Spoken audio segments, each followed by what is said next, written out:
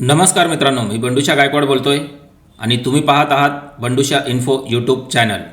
मित्रांनो, तुमच्याकडे उमेद कार्ड आहे पण हॉस्पिटलमध्ये गेल्यावर सांगतात सिस्टममध्ये मेडिकल फॅसिलिटी ॲक्टिव्ह नाहीये। असं तुमच्यासोबत झालं आहे का? अनेक रेल्वे एम्प्लॉईज आणि पेन्शनर्स मला मेसेज करतात की सर कार्ड आहे पण ट्रीटमेंट मिळत नाही। तर या प्रॉब्लेमचे सोल्युशन आज मी तुम्हाला सांगणार आहे। व्हिडिओ शेवटपर्यंत बघा कारण मी कॉमन मिस्टेक सुद्धा सांगणार आहे ज्यामुळे फॅसिलिटी ब्लॉक होते। उमेद कार्ड म्हणजे काय? उमेद म्हणजे युनिक मेडिकल आयडेंटिटी कार्ड।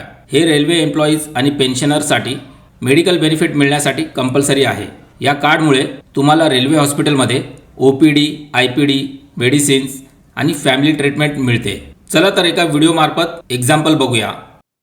मी तर एकदम सुखी आहे। रेल्वेचा जॉब सुद्धा आहे।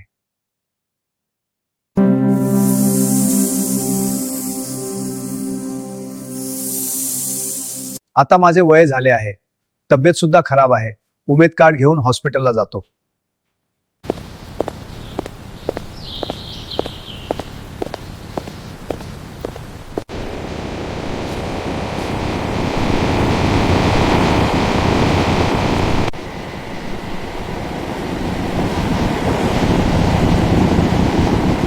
माझी तब्येत खराब आहे, मी ऍडमिट होणार आहे। माझ्याकडे UMID कार्ड आहे। ठीक आहे, कार्ड द्या। हा, तुमच्या उमेद कार्ड मध्ये मेडिकल फॅसिलिटी नॉट ऑप्टेड आहे, तुम्हाला ऍडमिट नाही करता येणार। Sorry sir. काय नाही ऍडमिट? हो सर। तर बघितला तुम्ही व्हिडिओ। या व्हिडिओच्या शेवटी रिसेप्शनिस्ट काय म्हणाली की तुमच्या कार्डमध्ये मेडिकल फॅसिलिटी ऑप्टेड नाहीये। असं खूप लोकांचं असतं। तुमच्याकडे उमेद कार्ड तर असतं पण त्यामध्ये फक्त तुम्हाला OPD फॅसिलिटी मिळते। OPD म्हणजे आउट पेशंट डिपार्टमेंट। म्हणजे जर तुम्हाला काही आजार असेल, तुम्ही रेल्वेच्या हॉस्पिटलमध्ये गेले, तिकडे तुम्हाला औषधं वगैरे दिले जातील परंतु ॲडमिट केले जाणार नाही। ॲडमिट करून घेण्यासाठी तुमच्या कार्डमध्ये IPD ऑप्शन असणे गरजेचे आहे। IPD ऑप्शन तेव्हाच मिळते जर तुम्ही मेडिकल फॅसिलिटीसाठी ऑप्टेड केलेला असेल तर। IPD म्हणजे इन पेशंट डिपार्टमेंट। यामध्ये तुम्ही ॲडमिट होऊ शकता। तर ही फॅसिलिटी मिळण्यासाठी तुमच्या उमेद कार्डमध्ये मेडिकल फॅसिलिटी ऑप्टेड असणे गरजेचे आहे। कोणाकोणाला ही फॅसिलिटी मिळत नाही कारण त्यांनी वाढीव पेन्शन घेतलेली असते। पेन्शनमध्ये जवळपास 1000 रुपये वाढीव मिळतात। मग असे जे रिटायर एम्प्लॉई आहेत रेल्वेचे, त्यांना ही फॅसिलिटी मिळत नाही। जर त्यांना ही फॅसिलिटी घ्यायची असेल तर त्यांना ते वाढीव 1000 रुपये मिळत नाहीत। तर ही फॅसिलिटी कशी ॲक्टिव्ह करायची हे आपण पुढे व्हिडिओमध्ये पाहणार आहोत। आता या व्हिडिओमध्ये फक्त मेडिकल फॅसिलिटी ऑप्टेड नाही हेच समजलं, परंतु अजूनही कॉमन मिस्टेक असू शकतात की ज्यामुळे कार्डमध्ये मिळणाऱ्या मेडिकल फॅसिलिटीच्या सर्व्हिसेस ब्लॉक होऊ शकतात। जसं की आधार मिसमॅच, फॅमिली मेंबर्सची डिटेल्स इनकम्प्लीट असणे, ऑफिसमधून व्हेरिफिकेशन पेंडिंग असू शकते, मोबाईल नंबर चेंज झाला पण अपडेट केलेला नाही, पेन्शनरने PPO डिटेल्स चुकीच्या टाकल्यात। या सर्व कारणांमुळे सिस्टममध्ये कार्ड इनॅक्टिव्ह दिसते। इम्पॉर्टंट टिप: जर तुम्हाला अर्जंट ट्रीटमेंट पाहिजे असेल आणि सिस्टममध्ये प्रॉब्लेम असेल तर ऑफिसला तत्काळ कंप्लेंट करा, रिटर्न रिक्वेस्ट द्या, मेडिकल ऑफिसरला स्टेटस व्हेरीफाय करायला सांगा। मित्रांनो, उमेद कार्ड असणे पुरेसे नाही, त्याची मेडिकल फॅसिलिटी ॲक्टिव्ह असणे खूप गरजेचे आहे। पुढे आपण पाहणार आहोत की उमेद कार्डसाठी ऑनलाईन फॉर्म कसा भरायचा आणि मेडिकल फॅसिलिटी कशी ॲक्टिव्ह करायची। ऑनलाईन फॉर्म भरण्यापूर्वी तुम्हाला कागदपत्रे तयार ठेवायची आहेत। जर तुम्ही एम्प्लॉई असाल तर ID card, payment slip, Aadhaar card, PAN card, medical card आणि तुमचे जे कोणी फॅमिली मेंबर असतील त्यांचे आधार कार्ड, पॅन कार्ड आणि सर्वांचे पासपोर्ट साईज फोटो। आणि जर पेन्शनर असाल तर Aadhaar card, PAN card, passport size photo, PPO letter, latest pension slip आणि रेल्वेतून मिळालेले मेडिकल कार्ड आणि फॅमिली मेंबरचे आधार कार्ड, पॅन कार्ड। ही सर्व कागदपत्रे तुम्हाला JPG किंवा PNG फॉर्मॅटमध्ये स्कॅन करून तुमच्या सिस्टममध्ये ठेवायचे आहेत। मी आता जो फॉर्म भरत आहे तो मेडिकल फॅसिलिटी ऑप्टेड करण्यासाठी भरत आहे, परंतु नवीन उमेद कार्डसाठी सुद्धा ऑनलाईन प्रोसेस ही सारखीच असते। चला तर मग व्हिडिओ सुरू करूया।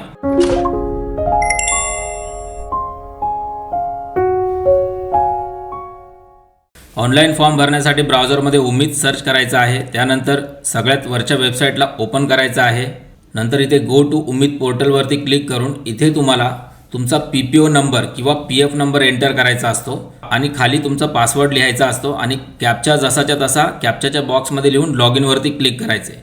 समजा जर तुमच्याकडे पासवर्ड नसेल तर खाली बघा फॉरगॉट पासवर्ड ऑप्शन आहे, यावरती क्लिक करून तुम्ही तुमचं पासवर्डसुद्धा मिळवू शकता। लॉग इनवरती क्लिक केल्यानंतर इकडे तुमच्या रजिस्टर मोबाईल नंबरवरती एक OTP आलेला असेल, तो इथे enter OTP Saint on mobile नंबरच्या खाली क्लिक करायचा आहे OTP टाकून घ्यायचा आहे आणि व्हेरीफाय OTP यावरती क्लिक करायचं आहे. इथे आल्यानंतर उमेद पेन्शनरचं हे जे ऑप्शन दिसते इथे क्लिक करायचं आहे. इकडे क्लिक केल्यानंतर इनिशिएट ॲप्लिकेशनवरती क्लिक करायचं आहे.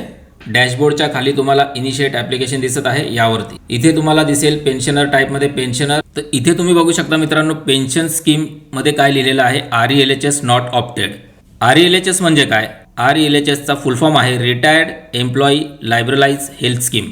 आणि RELHS नॉट ऑप्टेड म्हणजे काय? याचा अर्थ त्या व्यक्तीने रिटायरमेंटच्या वेळी ही योजना निवडलेली नाही, ऑप्ट केलेली नाही, म्हणून railway medical facility life time मिळत नाही आणि उमेद कार्डवर मेडिकल बेनिफिट ॲक्टिव्ह नसतो. तर इथे तुम्हाला स्किपवरती क्लिक करायचं आहे.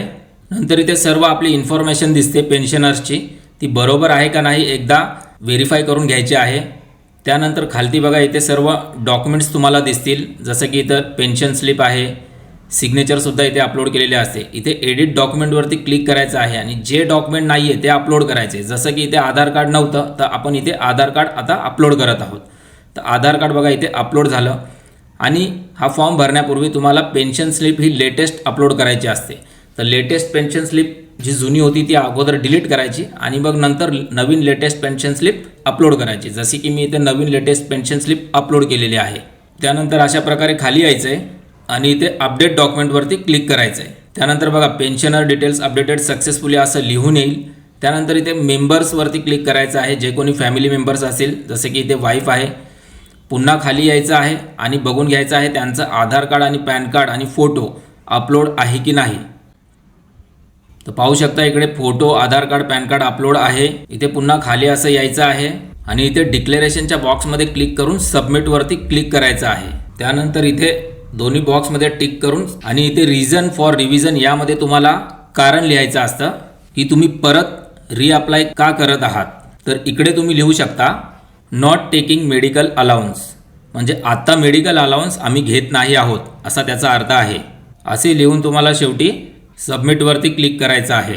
त्यानंतर तुम्ही तुमचा जो भरलेला फॉर्म आहे तो माय ॲप्लिकेशन स्टेटसवरती क्लिक करून चेक करू शकता की तुमच्या भरलेल्या फॉर्मचं स्टेटस काय आहे. इथे तुम्ही इनिशिएट केलेली तारीख तुम्हाला दिसते की तुम्ही फॉर्म केव्हा भरला होता, आता तो कोणत्या लेवलला आहे. इकडे टोटल फॉर्म भरल्यानंतर आणखी 3 लेवल असतात. सगळ्यात आधी फॉर्म हा सेटलमेंट कोऑर्डिनेशन क्लर्ककडे जातो, जसं की इकडे दिसत आहे. सेटलमेंट कोऑर्डिनेशन क्लर्ककडे तुमचा हा फॉर्म आता लेवलला आहे. त्यानंतर सेटलमेंट क्लर्ककडे जाणार असतो आणि नंतर सर्वात शेवटी सेटलमेंट ऑफिसरकडे जाणार असतो. आणि त्यानंतर तुमचे जे कार्ड आहे ते रेडी होतात. ते तुम्ही इथे व्ह्यू अँड डाउनलोड मेडिकल कार्डमध्ये क्लिक करून पाहू शकता. जसं की इथे अगोदरचे पूर्वीचे कार्ड आहेत ज्यामध्ये फॅसिलिटी अवेलेबल नाही, ते मी तुम्हाला इकडे डाउनलोड करून दाखवतो. जसं की मी डाउनलोडवरती क्लिक केलं, बघा इथे कार्ड डाउनलोड झालं आणि इथे सर्व्हिस एंटायटलमेंटमध्ये तुम्ही बघू शकता.